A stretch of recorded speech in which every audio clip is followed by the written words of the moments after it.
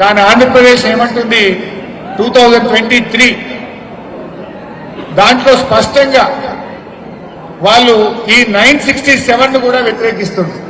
In this regard it is to submit that self proclaimed earmarked share of 967 TMC of Godavari water of Telangana state, which was communicated to the CWC Ministry of Jal Shakti while seeking clearances for DPR of the new projects in Godavari basin by Telangana state, was objected and denied already by the state of Andhra Pradesh, stating that there is no such earmarked share of Telangana state accepted by Andhra Pradesh state in letter addressed while 6th.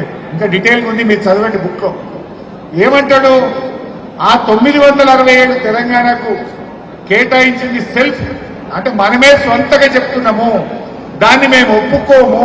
ఆ 967 టీఎంసీలు గోదావరిలో తెలంగాణకు వాటా లేదు అని వ్యతిరేకిస్తూ ఢిల్లీకి ministry of water resource కు ఆంధ్రప్రదేశ్ రాసిన లేఖ. ఇప్పుడు ఏమంటున్నాడు చంద్రబాబు, అరే మీరు ప్రాజెక్టులు కట్టుకోగా వద్దన్నమా, 967 మీరు తీసుకున్నారు కదా, ఈ కిందికి నేను తీసుకుంటే ఏంటి అంటాడు. బిడ్డ మరి 967 ఎందుకు వ్యతిరేకించడం? ఫస్ట్ ఈ లెటర్ ఉపసంహరించు. తెలంగాణ ప్రాజెక్టులను వ్యతిరేకిస్తూ రాసిన అన్ని లేఖలు వాపస్ తీసుకో. ఈ 967 తెలంగాణ హక్కు అని ఒప్పుకో. ఇది ఒప్పుకోడట, మన ప్రాజెక్టులు అడ్డుకుంటాడట, మళ్ళా కొత్తగా గోదావరి బంకచర్ల అని నీళ్లు ఎత్తుకపోతాడట. ఇది ఎట్లా కరెక్ట్ అవుతుంది? వరద జలాలు అంటున్నావు, అసలు వరద ఎంతున్నది? ఆ వరద నీ లెక్కెంత మా లెక్కెంత నువ్వు తేలాలన్నా వద్దా? అది తేలకుండానే నీళ్లు తీసుకుపోతా అంటున్నాడు. ఒకవైపు 967 వ్యతిరేకిస్తాడు, కాళేశ్వరంను వ్యతిరేకిస్తాడు, భక్త రామదాసును వ్యతిరేకిస్తాడు, సీతారామ ప్రాజెక్టుకు అనుమతులు రానియడు. ఇంకొక వైపు నేను కొత్త ప్రాజెక్టు కడతా అంటే అదే గోదావరి నది మీద నీళ్లు ఉన్నాయంటావు, సముద్రంలో కలుస్తాయంటావు. ఆ గోదావరి మీద కట్టున్న సీతారామను ఎందుకు వ్యతిరేకించినవు? కాళేశ్వరంను ఎందుకు వ్యతిరేకించినవు? మా 967 టీఎంసీలను ఎందుకు వ్యతిరేకించినవు? నీళ్లు నిండుగా ఉంటే, నీళ్లు సముద్రంలో కలిసేది నిజమైతే తెలంగాణ రాష్ట్రం గోదావరి మీద కట్టిన ప్రాజెక్టులను ఎందుకు వ్యతిరేకించినవో ఇలా సమాధానం చెప్పాలి ఆంధ్రప్రదేశ్. చెప్తుందా? అంటే ఒకవైపేమో మనని అడ్డుకుంటారు, ఇంకొక వైపు కొత్తది కడతా అంటారు.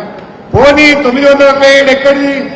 ఉమ్మడి ఆంధ్రప్రదేశ్ లో కలిసి ఉన్న నాడే ఆ రోజు కేటాయించిన నీళ్ళు, దాన్ని కూడా నేను ఒప్పుకోను, దాన్ని కూడా నేను అడ్డుకుంటా అంటే మనం మాత్రం బంకచెల్లని ఒప్పుకుందామా? మన ప్రాజెక్టులను అడ్డుకుంటాడు, మన నీటి హక్కులను కాలరాస్తాడు, పైగా నేను ఢిల్లీ నా చేతులుంది నేను నీళ్లు తీసుకుపోతా అంటే మనకు అన్యాయం జరగదా? నెక్స్ట్, ఇది ఒక ఇంపార్టెంట్ పాయింట్ మీకు అందులో కూడా పెట్టాం. కేసీఆర్ గారు 1920లోనే ఢిల్లీకి ఒక ఉత్తరం రాశారు. ఆనాటి కేంద్ర మంత్రి గజేంద్ర సింగ్ షెకావత్. కేసీఆర్ గారు